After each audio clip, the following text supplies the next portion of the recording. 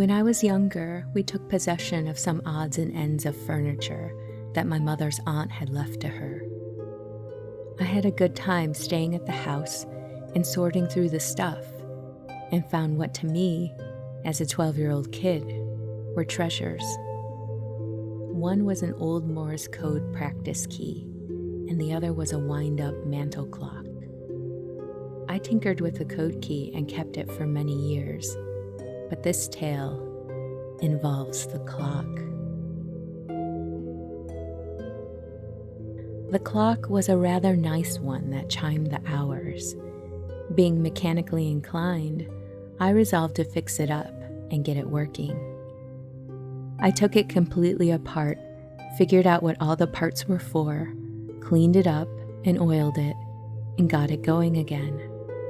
I was pretty proud of my work. I had intended to keep the clock in my room, but the clock ticked too loudly, so it ended up staying in the living room. After a few nights, my sister said, "Jack, that clock has to go. It's chiming all night long." I said, "Well, it's supposed to." She said, "No, I don't mean every hour. It's chiming constantly, and crazy numbers." I had a hard time believing her because I had fixed it right and verified that it was working. But my father joined in to say, "That's right, it's chiming constantly." Now, the way a clock like that works is it's simply not possible for it to chime funny numbers. There's a wheel that controls it, with notches for each hour, 1 notch for 1 o'clock, 2 for 2, etc. The little pawl drops into the notch to enable the chime. The wheel only gets enabled to rotate when the minute hand has completed a whole revolution. I spent most of the next day working with the clock, trying to make it fail, but unable to do so. By the evening, I had myself thoroughly convinced that my father and sister were dreaming.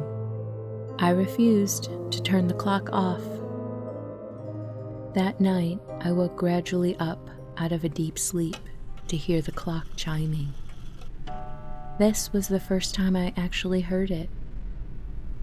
I guess I was sleeping too soundly. Even this time, I came out of that sleep very slowly, gradually becoming aware that I'd been hearing the chimes. I had no idea how many I heard before I was fully awake, but it was definitely more than once. But when I was awake, I thought, okay, now's my chance to prove them wrong. I'll count the chimes. So I began. 1, 2, 3, and ended with 11, 12, 13. The next day, the clock got shut down. I was still very proud of my accomplishment, though, so when we traveled back home to Alabama, the clock came along. It ended up in a place of honor on the mantelpiece in my bedroom. Still not running, however. It would have been much too loud right there in the bedroom. Everything was fine for several months. Then one night, in the bright moonlight, I woke up to a female voice calling my name. "Jack." I opened my eyes with a start, and by chance they fell right on the clock. I said to myself, "That does it, the clock has to go." The next morning, I took it out to my mother's huge barn and put it up in the loft with several other antique pieces she was storing there. Years later, long after I moved away, the barn was torn down. Even more years later, my mom was in a nursing home. My daughter and I undertook the job of getting everything sold. After the house was bought, we held an antique sale, and several dealers lined up to come make bids on the pieces.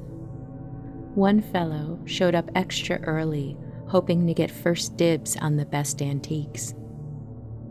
He asked if anything was up in the attic, and I helped him get up there to find out. A few minutes later, he came down with the clock. Somehow, it had found its way into the attic. He asked how much we wanted for it, and we settled on a price. The dealer said, "I'm going to take this out to my car right now, so no one gets it by mistake."